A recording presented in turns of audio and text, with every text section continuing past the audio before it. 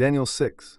Darius the Mede decided to divide the kingdom into 120 provinces, and he appointed a high officer to rule over each province. The king also chose Daniel and 2 others as administrators to supervise the high officers and protect the king's interests. Daniel soon proved himself more capable than all the other administrators and high officers. Because of Daniel's great ability, the king made plans to place him over the entire empire. Then the other administrators and high officers began searching for some fault in the way Daniel was handling government affairs, but they couldn't find anything to criticize or condemn. He was faithful, always responsible, and completely trustworthy. So they concluded, our only chance of finding grounds for accusing Daniel will be in connection with the rules of his religion. So the administrators and high officers went to the king and said, "Long live King Darius. We are all in agreement, we administrators, officials, high officers, advisors, and governors, that the king should make a law that will be strictly enforced. Give orders that for the next 30 days any person who prays to anyone, divine or human, except to you, your majesty, will be thrown into the den of lions. And now, your majesty, issue and sign this law so it cannot be changed, an official law of the Medes and Persians that cannot be revoked." So King Darius signed the law. But when Daniel learned that the law had been signed, he went home and knelt down as usual in his upstairs room, with its windows open toward Jerusalem. He prayed 3 times a day, just as he had always done, giving thanks to his Elohim. Then the officials went together to Daniel's house and found him praying and asking for Elohim's help.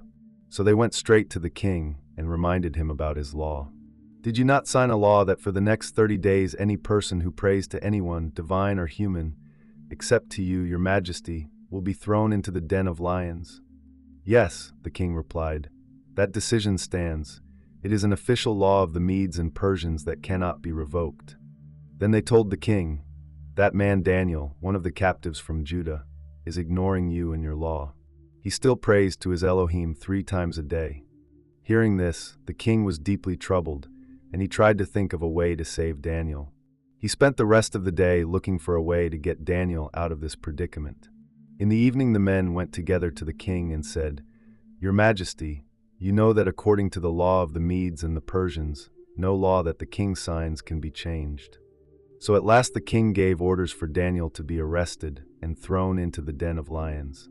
The king said to him, "May your Elohim, whom you serve so faithfully, rescue you." A stone was brought and placed over the mouth of the den. The king sealed the stone with his own royal seal and the seals of his nobles, so that no one could rescue Daniel. Then the king returned to his palace and spent the night fasting. He refused his usual entertainment and couldn't sleep at all that night. Very early the next morning, the king got up and hurried out to the lion's den. When he got there, he called out in anguish, "Daniel, servant of the living Elohim, was your Elohim, whom you serve so faithfully, able to rescue you from the lions?" Daniel answered, "Long live the king. My Elohim sent his angel to shut the lions' mouths so that they would not hurt me, for I have been found innocent in his sight. And I have not wronged you, your majesty." The king was overjoyed and ordered that Daniel be lifted from the den. Not a scratch was found on him, for he had trusted in his Elohim. Then the king gave orders to arrest the men who had maliciously accused Daniel. He had them thrown into the lion's den, along with their wives and children. The lions leaped on them and tore them apart before they even hit the floor of the den.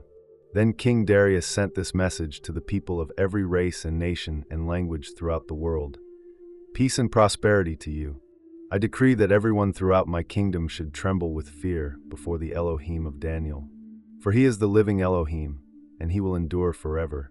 His kingdom will never be destroyed, and his rule will never end. He rescues and saves his people. He performs miraculous signs and wonders in the heavens and on earth. He has rescued Daniel from the power of the lions." So Daniel prospered during the reign of Darius and the reign of Cyrus the Persian. Daniel 3. King Nebuchadnezzar made a gold statue 90 feet tall and 9 feet wide and set it up on the plain of Dura in the province of Babylon. Then he sent messages to the high officers, officials, governors, advisors, treasurers, judges, magistrates, and all the provincial officials to come to the dedication of the statue he had set up. So all these officials came and stood before the statue King Nebuchadnezzar had set up. Then a herald shouted out, "People of all races and nations and languages, listen to the king's command.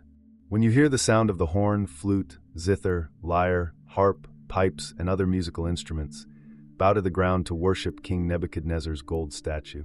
Anyone who refuses to obey will immediately be thrown into a blazing furnace." So at the sound of the musical instruments, all the people, whatever their race or nation or language, bowed to the ground and worshipped the gold statue that King Nebuchadnezzar had set up. But some of the astrologers went to the king and informed on the Jews. They said to King Nebuchadnezzar, "Long live the king! You issued a decree requiring all the people to bow down and worship the gold statue when they hear the sound of the horn, flute, zither, lyre, harp, pipes, and other musical instruments.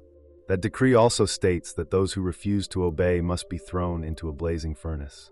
But there are some Jews, Shadrach, Meshach, and Abednego, whom you have put in charge of the province of Babylon. They pay no attention to you, your majesty.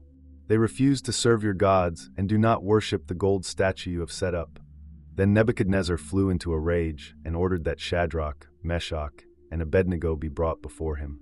When they were brought in, Nebuchadnezzar said to them, "Is it true, Shadrach, Meshach, and Abednego, that you refuse to serve my gods or to worship the gold statue I have set up?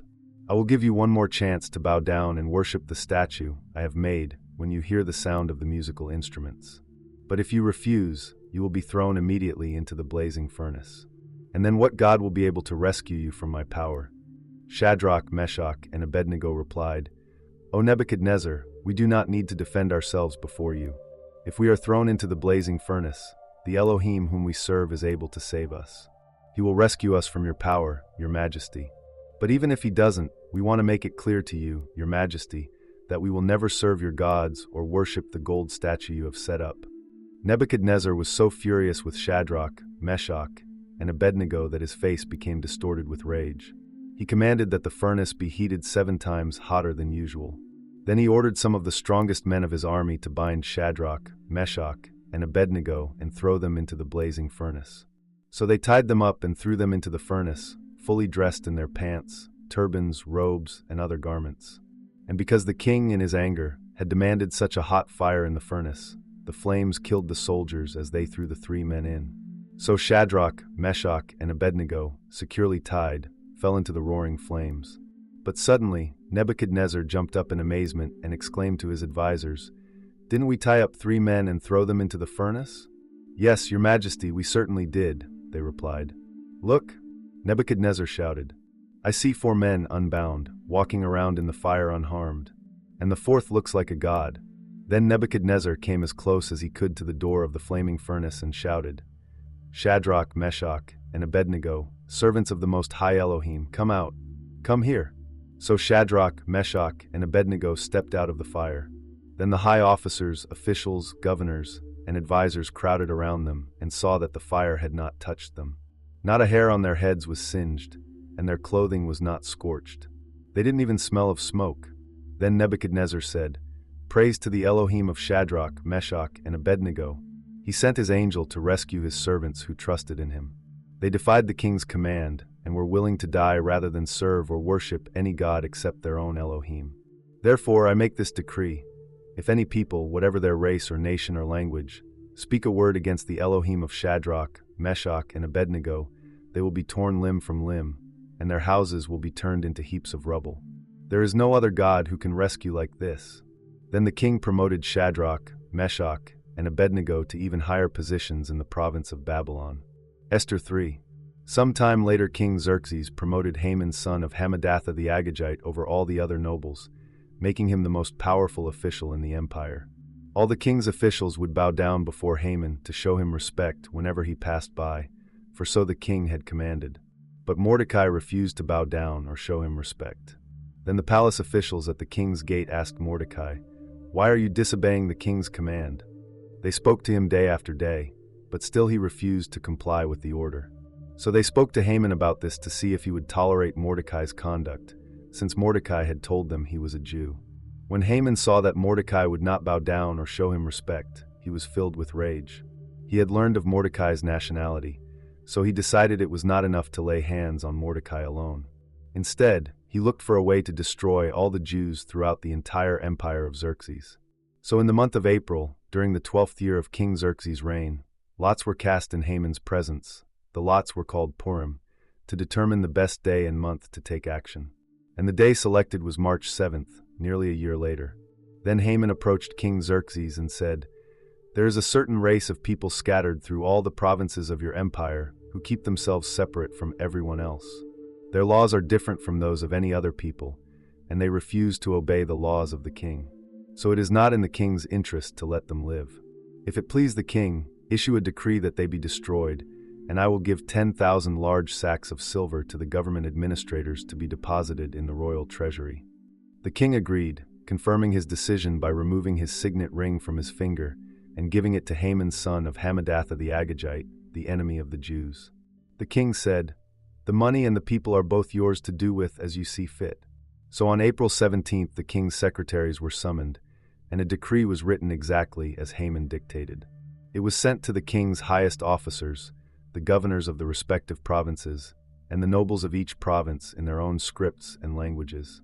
The decree was written in the name of King Xerxes and sealed with the king's signet ring. Dispatches were sent by swift messengers into all the provinces of the empire, giving the order that all Jews, young and old, including women and children, must be killed, slaughtered, and annihilated on a single day. This was scheduled to happen on March 7th of the next year. The property of the Jews would be given to those who killed them. A copy of this decree was to be issued as law in every province and proclaimed to all peoples, so that they would be ready to do their duty on the appointed day. At the king's command, the decree went out by swift messengers, and it was also proclaimed in the fortress of Susa. Then the king and Haman sat down to drink, but the city of Susa fell into confusion. Esther 4.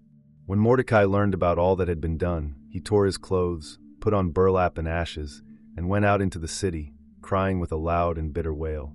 He went as far as the gate of the palace, for no one was allowed to enter the palace gate while wearing clothes of mourning. And as news of the king's decree reached all the provinces, there was great mourning among the Jews. They fasted, wept, and wailed, and many people lay in burlap and ashes. When Queen Esther's maids and eunuchs came and told her about Mordecai, she was deeply distressed. She sent clothing to him to replace the burlap, but he refused it. Then Esther sent for Hathach, one of the king's eunuchs who had been appointed as her attendant. She ordered him to go to Mordecai and find out what was troubling him and why he was in mourning. So Hathach went out to Mordecai in the square in front of the palace gate.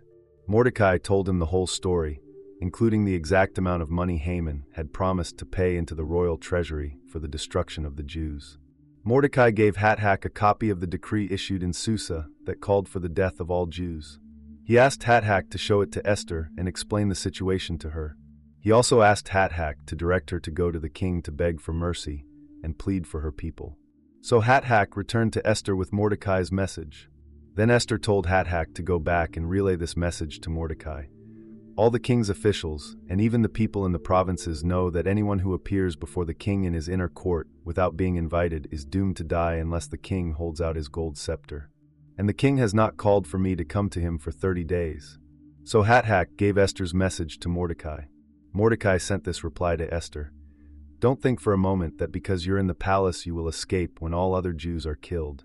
If you keep quiet at a time like this, deliverance and relief for the Jews will arise from some other place, but you and your relatives will die. Who knows if perhaps you were made queen for just such a time as this? Then Esther sent this reply to Mordecai. Go and gather together all the Jews of Susa and fast for me. Do not eat or drink for 3 days, night or day. My maids and I will do the same. And then, though it is against the law, I will go in to see the king. If I must die, I must die. So Mordecai went away and did everything as Esther had ordered him. Esther 5. On the 3rd day of the fast, Esther put on her royal robes and entered the inner court of the palace, just across from the king's hall. The king was sitting on his royal throne, facing the entrance. When he saw Queen Esther standing there in the inner court, he welcomed her and held out the gold scepter to her. So Esther approached and touched the end of the scepter. Then the king asked her, "What do you want, Queen Esther? What is your request? I will give it to you, even if it is half the kingdom." And Esther replied, "If it please the king, let the king and Haman come today to a banquet I have prepared for the king." The king turned to his attendants and said, "Tell Haman to come quickly to a banquet, as Esther has requested." So the king and Haman went to Esther's banquet. And while they were drinking wine, the king said to Esther, "Now tell me what you really want. What is your request? I will give it to you, even if it is half the kingdom." Esther replied, "This is my request and deepest wish. If I have found favor with the king, and if it pleases the king to grant my request and do what I ask, please come with Haman tomorrow to the banquet I will prepare for you. Then I will explain what this is all about." Haman was a happy man as he left the banquet, but when he saw Mordecai sitting at the palace gate, not standing up or trembling nervously before him, Haman became furious. However, he restrained himself and went on home. Then Haman gathered together his friends and Zeresh, his wife, and boasted to them about his great wealth and his many children. He bragged about the honors the king had given him and how he had been promoted over all the other nobles and officials. Then Haman added, "And that's not all. Queen Esther invited only me and the king himself to the banquet she prepared for us, and she has invited me to dine with her and the king again tomorrow." Then he added, "But this is all worth nothing as long as I see Mordecai the Jew just sitting there at the palace gate." So Haman's wife, Zeresh, and all his friends suggested, "Set up a sharpened pole that stands 75 feet tall, and in the morning ask the king to impale Mordecai on it. When this is done, you can go on your merry way to the banquet with the king." This pleased Haman, and he ordered the pole set up. Esther 7. So the king and Haman went to Queen Esther's banquet. On this second occasion, while they were drinking wine, the king again said to Esther, "Tell me what you want, Queen Esther. What is your request? I will give it to you, even if it is half the kingdom." Queen Esther replied, "If I have found favor with the king, and if it pleases the king to grant my request, I ask that my life and the lives of my people will be spared. For my people and I have been sold to those who would kill, slaughter, and annihilate us. If we had merely been sold as slaves, I could remain quiet, for that would be too trivial a matter to warrant disturbing the king." "Who would do such a thing?" King Xerxes demanded. "Who would be so presumptuous as to touch you?" Esther replied, "This wicked Haman is our adversary and our enemy." Haman grew pale with fright before the king and queen. Then the king jumped to his feet in a rage and went out into the palace garden. Haman, however, stayed behind to plead for his life with Queen Esther, for he knew that the king intended to kill him. In despair he fell on the couch where Queen Esther was reclining, just as the king was returning from the palace garden. The king exclaimed, "Will he even assault the queen right here in the palace, before my very eyes?" And as soon as the king spoke, his attendants covered Haman's face, signaling his doom. Then Harbona, one of the king's eunuchs, said, "Haman has set up a sharpened pole that stands 75 feet tall in his own courtyard. He intended to use it to impale Mordecai, the man who saved the king from assassination." "Then impale Haman on it," the king ordered. So they impaled Haman on the pole he had set up for Mordecai, and the king's anger subsided.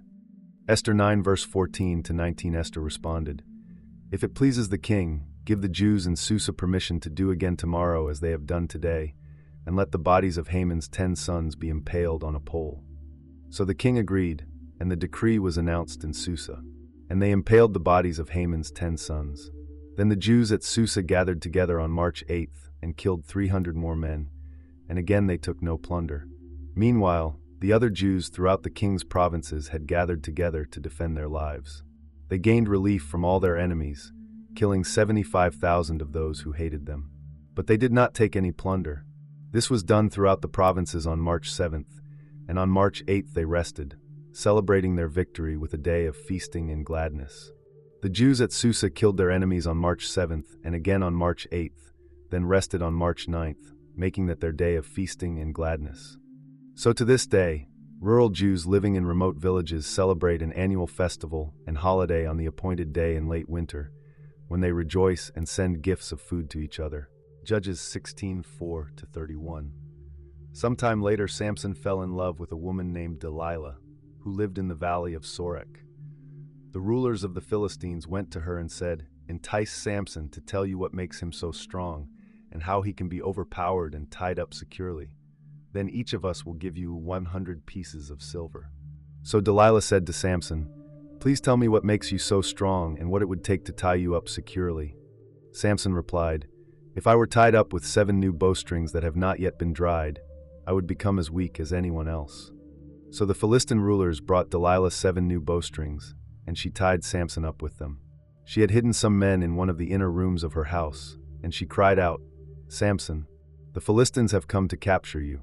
But Samson snapped the bowstrings as a piece of string snaps when it is burned by a fire. So the secret of his strength was not discovered. Afterward Delilah said to him, "You've been making fun of me and telling me lies. Now please tell me how you can be tied up securely." Samson replied, "If I were tied up with brand new ropes that had never been used, I would become as weak as anyone else." So Delilah took new ropes and tied him up with them. The men were hiding in the inner room as before, and again Delilah cried out, "Samson, the Philistines have come to capture you." But again Samson snapped the ropes from his arms as if they were thread. Then Delilah said, "You've been making fun of me and telling me lies. Now tell me how you can be tied up securely." Samson replied, "If you were to weave the 7 braids of my hair into the fabric on your loom and tighten it with the loom shuttle, I would become as weak as anyone else." So while he slept, Delilah wove the 7 braids of his hair into the fabric. Then she tightened it with the loom shuttle.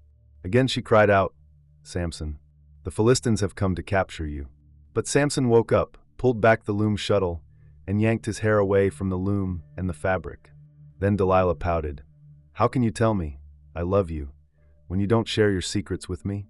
You've made fun of me 3 times now, and you still haven't told me what makes you so strong." She tormented him with her nagging day after day until he was sick to death of it. Finally, Samson shared his secret with her. "My hair has never been cut," he confessed, "for I was dedicated to Elohim as a Nazirite from birth. If my head were shaved, my strength would leave me, and I would become as weak as anyone else." Delilah realized he had finally told her the truth, so she sent for the Philistine rulers. "Come back one more time," she said, "for he has finally told me his secret." So the Philistine rulers returned with the money in their hands. Delilah lulled Samson to sleep with his head in her lap, and then she called in a man to shave off the 7 locks of his hair. In this way she began to bring him down, and his strength left him. Then she cried out, "Samson, the Philistines have come to capture you." When he woke up, he thought, "I will do as before and shake myself free." But he didn't realize Yahavah had left him. So the Philistines captured him and gouged out his eyes. They took him to Gaza, where he was bound with bronze chains and forced to grind grain in the prison. But before long, his hair began to grow back. The Philistine rulers held a great festival, offering sacrifices and praising their god Dagon. They said, "Our God has given us victory over our enemy Samson." When the people saw him, they praised their God, saying, "Our God has delivered our enemy to us. The one who killed so many of us is now in our power." Half drunk by now, the people demanded, "Bring out Samson so he can amuse us." So he was brought from the prison to amuse them, and they had him stand between the pillars supporting the roof. Samson said to the young servant who was leading him by the hand, "Place my hands against the pillars that hold up the temple. I want to rest against them." Now the temple was completely filled with people. All the Philistine rulers were there, and there were about 3,000 men and women on the roof who were watching as Samson amused them. Then Samson prayed to Yahavah, "Sovereign Yahavah, remember me again. O Elohim, please strengthen me just one more time. With one blow, let me pay back the Philistines for the loss of my 2 eyes." Then Samson put his hands on the 2 center pillars that held up the temple. Pushing against them with both hands, he prayed, "Let me die with the Philistines." And the temple crashed down on the Philistine rulers and all the people. So he killed more people when he died than he had during his entire lifetime. Later his brothers and other relatives went down to get his body. They took him back home and buried him between Zorah and Eshtaol, where his father Manoah was buried. Samson had judged Israel for 20 years.